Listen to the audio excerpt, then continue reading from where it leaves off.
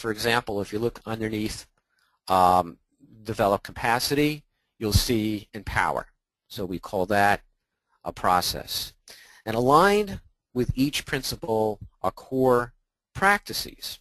And they are the steps or actions that organizations take to implement the ascent process. These are the things that organizations focus on in order to implement change in their organization successfully.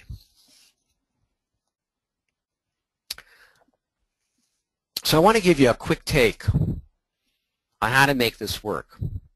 To begin with, you start by identifying if there is a particular widening gap or several gaps in your change process.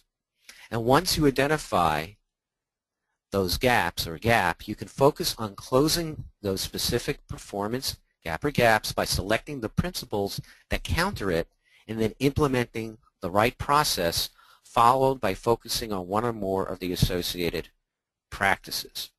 So if I believe that there's a lack of focus in our organization, that people aren't clear about what to do, what the priorities are, what our strategy is for accomplishing goals, or even what our goals are, we need to really clarify the objectives for people. We need to define the priorities, and in essence, we'll be clarifying the direction for people in the organization.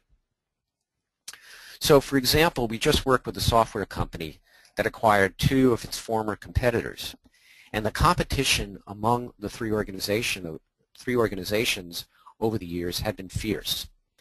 The employees at the acquired organizations that you might imagine were worried about losing their jobs, and if they kept their jobs, were not looking forward to working with the people who had long been